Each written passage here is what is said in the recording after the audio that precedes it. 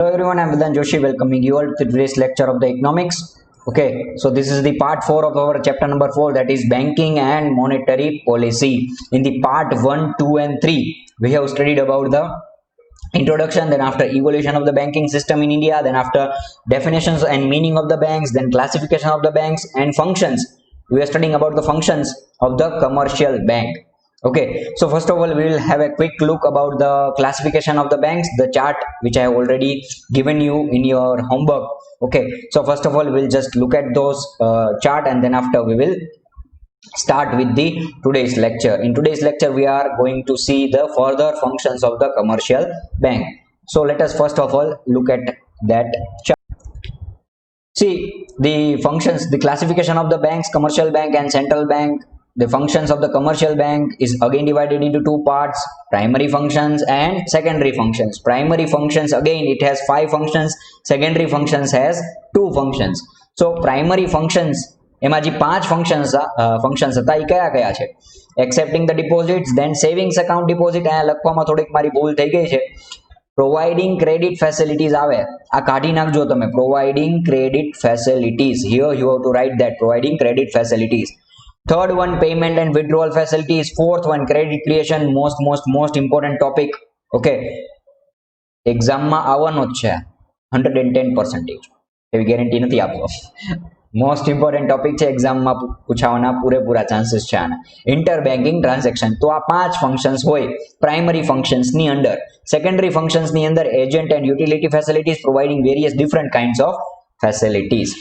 તો આ 5 ફંક્શન્સ આની અંદર, આ 2 સેકન્ડરીની અંદર. એ 5 માંથી આપણે એક પૂરો કર્યો હતો, that is accepting the deposits. Okay, now 4 more functions are remaining, that is providing credit facilities, payment and withdrawal facilities, then credit creation or money creation also you can say, and interbanking transactions. તો આ 4 functions બાકી છે. તો જોઈ લઈએ, આજે આપણે ઈ જ સ્ટડી કરવાનું છે. ઓકે, સેકન્ડ ફંક્શન્સ થી સ્ટાર્ટ કરશું, that is providing the credit facility. But before that I will recommend you that if you haven't watched that part 1, 2 and 3rd, okay, part 1, 2nd and 3rd of our chapter number 4, that is banking and monetary policy, then you just go and watch that. Link I will give you in the description box. Okay, so let us start with the today's topic without wasting much time. See, providing the credit facilities. Now credit means what? You can say loans. Okay, providing credit facilities means providing the loans. Banks are providing us the loans. See, this is the 2 major functions of the banks, that is accepting the deposits and providing the loans or credit facilities. Now એમનેમ તો એ લોકો loan provide નહીં કરે, they will charge interest from us. Okay, they will charge interest, of course, because they are giving interest if we are depositing our money in the bank. So it's probable that they will also charge the interest from us whenever we take a loan from the banks. તો એ લોકો આપણી પાસેથી interest charge કરશે. Okay, હવે આ bank તમને loan આપે તો શેના માટે આપે છે? તમે શું કામે બેંક્સ પાસેથી લોન લ્યો? આ એક ક્વેશ્ચન તમારા માઇન્ડમાં હોઈ શકે. તો એના ઘણા બધા આન્સર છે. First one, that is for buying a car, for buying a home, for investment. તમારે કોઈ નવી લેન્ડ પરચેસ કરવી છે, નવી કોઈ પણ એક બિલ્ડિંગ, ઓફિસ પરચેસ કરવી છે, તો એના માટે તમે લોન લઈ શકો. તમારે તમારું બિઝનેસ એક્સપાન્ડ કરવું છે તો એના માટે તમે લોન લઈ શકો. If you want to buy a car, then for that purpose you can take a loan. અને આ દરેકે દરેક અલગ અલગ પર્પસ માટે રેટ ઓફ ઇન્ટરેસ્ટ અલગ અલગ હોય. તમારે કાર લેવી હોય, કાર લોન, તો એના માટે રેટ ઓફ ઇન્ટરેસ્ટ અલગ હોય. હોમ લોન લેવી હોય તો એના માટે રેટ ઓફ ઇન્ટરેસ્ટ અલગ હોય. ઓકે, કોઈ પણ કોઈ પણ તમારે ઇન્વેસ્ટમેન્ટ કરવું છે બિઝનેસની અંદર, તો બિઝનેસ લોન લેવી હોય તો એના માટે લોનના રેટ અલગ અલગ હોય છે. ટાઈમ પીરિયડ પણ અલગ અલગ હોય. શોર્ટ ટર્મ લોન હોય, મીડિયમ ટર્મ લોન હોય અને લોંગ ટર્મ હોય. હવે શોર્ટ ટર્મ તો up to period of 1 year, આ તમારે યાદ રાખવાનું. Medium term up to period of 1 to 15 years and long term up to period of more than 15 years. આવું ક્યાંય ફિક્સ હોતું નથી, but just for your simple understanding text bouquet તમને 3 પાર્ટમાં divide કરીને આપેલું છે. અધરવાઇઝ દરેકે દરેક બેંકને પોતાની અલગ અલગ પોલિસી હોય, પોતાની અલગ અલગ લોનની પોલિસી હોય, ઇન્ટરેસ્ટ રેટ અલગ અલગ હોય, ટાઈમ પીરિયડ પણ અલગ અલગ હોઈ શકે. ઓકે, તો આપણે જોઈ લઈએ ફટાફટ. When an individual or a businessman requires money for personal or investment purposes, they borrow from banks, and banks provide credit by charging a rate of interest. So you just underline this. See, this is very simple to understand. You are taking money from the bank and bank are charging interest from you, bus, nothing else. In terms of time period, borrowing or credits can be short term, medium term or long term. એ મેં તમને વાત કરી, short term હોઈ શકે, medium term હોઈ શકે અને long term હોઈ શકે. This are not strictly fixed. Okay, જો અહીં લખેલું છે આ સ્ટ્રિક્ટલી ફિક્સ્ડ હોતું નથી. હું જેટલું અંડરલાઈન કરું એટલું તમારે કરતું જવાનું છે. વર્ડ્સ તમારે અંડરલાઈન કરવા હોય તો ઠીક છે, otherwise no problem. However, in a theoretical sense, short term period, તો આ આપણે આખું અંડરલાઈન કરી લેશું. Short term period means up to 1 year, આ તમારે સમજવા માટે છે. Medium term is up to 1 to 5 years, and long term loan means up to 5 to 15 years or more than that also. The concept of the purpose, credit can be personal reasons. જે મેં તમને વાત કરી, શું કામે આપણે loan લઈ છી, તો પર્સનલ રીઝન્સ ઘણા બધા હોઈ શકે. બિઝનેસ એક્સપાન્ડ કરવું હોય, એગ્રીકલ્ચર એક્ટિવિટી માટે લોન લેવી હોય, અથવા તો તમારે કોઈ પણ કાર બાય કરવી છે, હાઉસ બાય કરવું છે, etcetera etcetera etcetera, so and so reasons ઘણા બધા હોઈ શકે. For that purposes, okay, for this all kind of purposes you are taking the money from the bank, and banks are charging interest from you, but this interest may vary. Okay, this interest may vary with the purpose. જેવો purpose, car loan છે તો અલગ interest હોય, then after home loan હોય તો અલગ interest હોય, business loan હોય તો અલગ ઇન્ટરેસ્ટ હોય, આ બધી વસ્તુ હોય છે. તો આ આખું છે પ્રોવાઇડિંગ ક્રેડિટ ફેસિલિટી ની અંદર. યાદ રાખવા જેવું કેટલું, શું કામે લોન લઈ છે, ટર્મ પીરિયડ યાદ રાખવા જેટલું, ઓકે, અને રેટ ઓફ ઇન્ટરેસ્ટ અલગ અલગ હોય એ યાદ રાખવાનું તમારે. Now payment and withdrawal facilities. Now this is also a simple function which is provided by the facilities, you can say, which is provided by the banks, commercial banks. Okay, now what is the meaning of the payment and withdrawal facilities?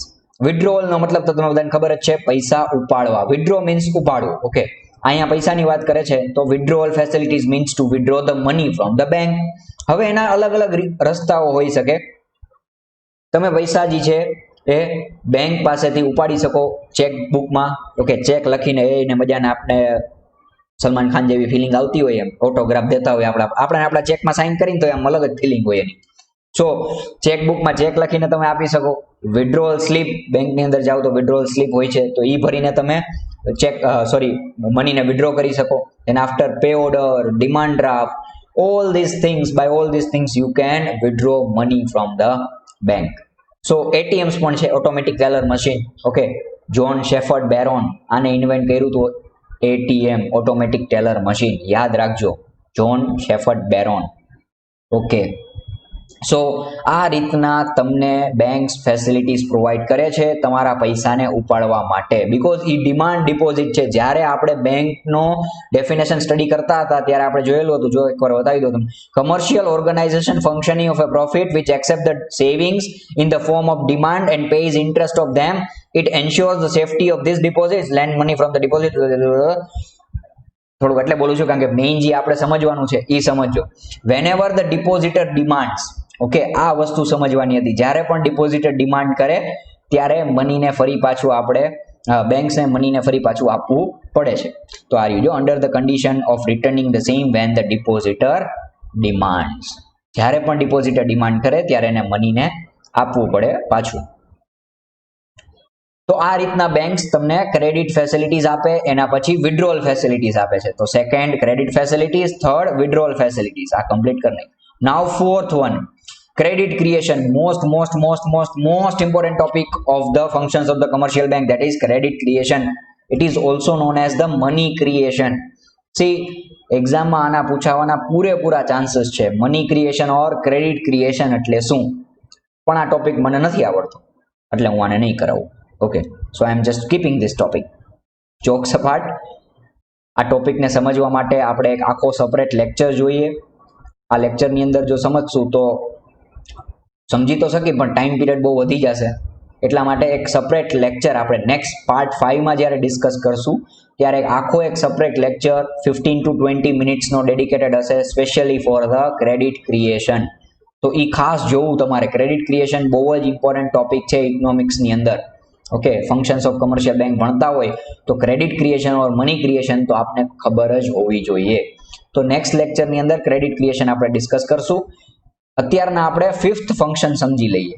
Last જે function છે inter banking transaction. From the name itself it is very clear. Inter banking means between two banks.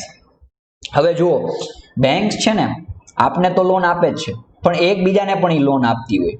આ બીઓઆઈ, આ public sector બેંકનો example આપું છું. એની સામે લઈ લ્યો HDFC, private sector. By the way, public sector અને પ્રાઇવેટ સેક્ટરની વાત નીકળી છે તો did you know how many public sector banks are there in India and how many private sector banks are there in India? આ તમને ખબર હોવી જોઈએ. ઓકે, ન ખબર હોય તો સાંભળી લેજો. પબ્લિક સેક્ટર બેંક એટલે એવી બેંક જે ગવર્મેન્ટની અંડરટેકિંગમાં હોય. There are 12 public sector bank in India which is known as PSBs, okay, public sector banks. And private sector bank, they are not owned by government, they are owned by private owners, private entities. HDFC, Deepak Parekh, okay, એના honour છે. તો HDFC bank private sector બેંકનો example છે. Private sector અત્યારમાં I think 22 છે. 22 private sector banks are there in India and 12 public sector banks are there in India. તો આ સમજી લેજો. હવે HDFC by the way largest private sector bank છે આખા ઇન્ડિયાનો. ઓકે, BOI લોન આપી HDFC ને 100 તો ઓછું કે 1000 રૂપીસ રાખી દે, વિચારો 1000 કરોડે રાખી શકો, 1000 રૂપીસ. ઓકે, 1000 રૂપીસની લોન આપી BOI HDFC ને. તો આ ઇન્ટર બેન્કિંગ કહેવાય. Inter banking loan, inter banking transaction. એક બેંકે બીજા બેંકને લોન આપી. Now the question arises why. શું કામે લોન આપે છે? તો જો એના રીઝન સાંભળજો, ટેક્સ્ટબુકમાં આપેલા નથી પણ તમને કહું છું.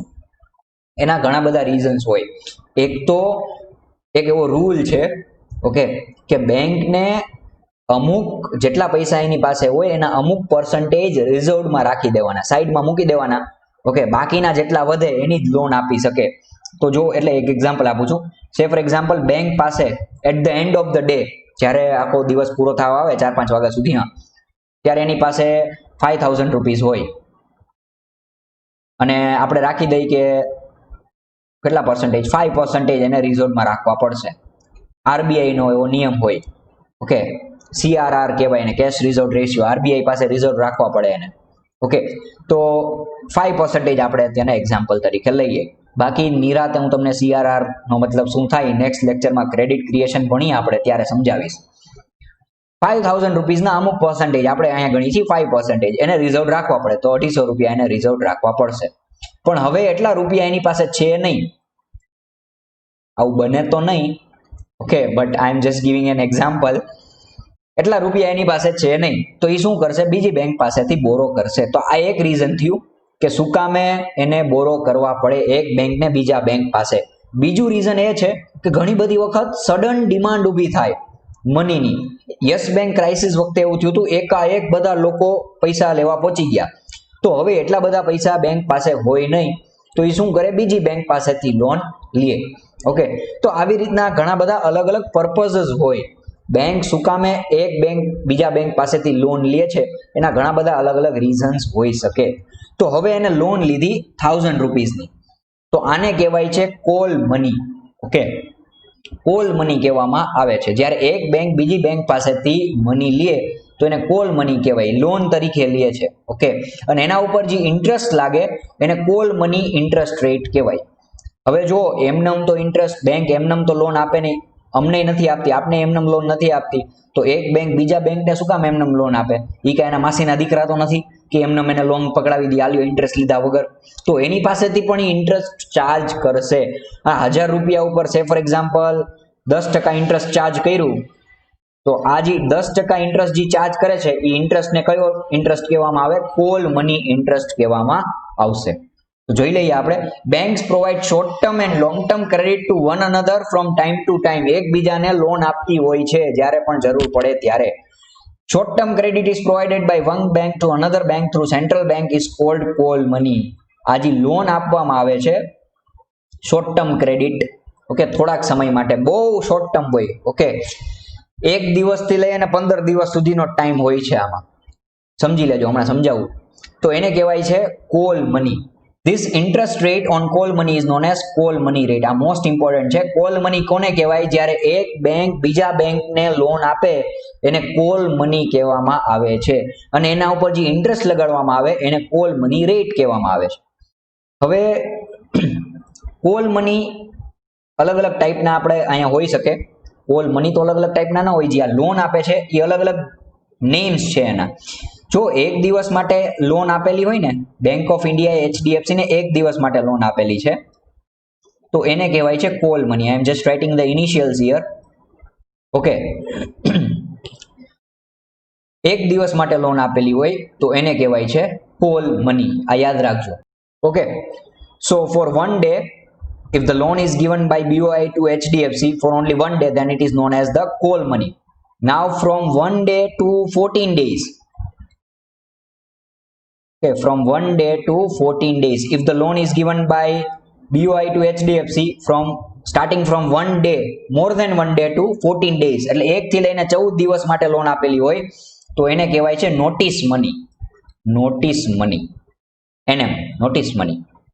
અને 14 દિવસ કરતા વધારે એટલે 15 દિવસ કાં તો એના કરતા વધારે, 15 days or greater than that, તો એને કહેવાય છે ટર્મ મની. આપે તો લોન જ છે પણ ટાઈમ પીરિયડ હોય ને એના ઉપરથી એના નામ બદલતા રહીએ. કે 1 દિવસ માટે આપેલી હોય તો કોલ મની, 1 થી 14 દિવસ માટે આપેલી હોય તો નોટિસ મની, 15 દિવસ એટલે 14 દિવસ કરતા વધારે એટલે 15 દિવસ ઓર એના કરતા વધારે આપેલી હોય તો એને કહેવાય છે ટર્મ મની. આ યાદ રાખજો. આ તમારા ખાલી જસ્ટ ફોર નોલેજ પર્પસ માટે છે.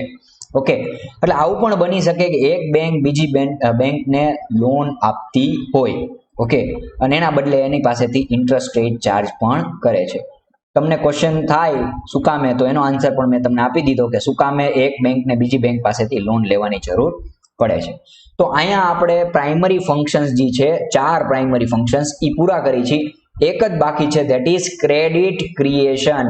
મોસ્ટ ઇમ્પોર્ટન્ટ ટોપિક જેની ઓલરેડી મેં તમને વાત કરી કે પાર્ટ 5 નેક્સ્ટ લેક્ચરમાં આપણે એના વિશે ડિસ્કશન કરશું.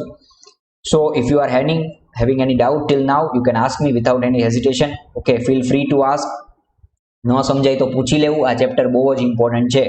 આના કન્સેપ્ટ તમને પ્રેક્ટિકલ લાઈફની અંદર આગળ પણ કામ આવશે. ઓકે, સો હજી પણ ન સમજાય કાંઈ પણ વસ્તુ કમેન્ટ સેક્શનમાં ન પૂછી શકતા હોય તો you can text me also. Okay, so with that I am concluding my lecture. Hope you all are staying fit and fine. Okay, I am signing off guys. Take care. See you soon in the next lecture.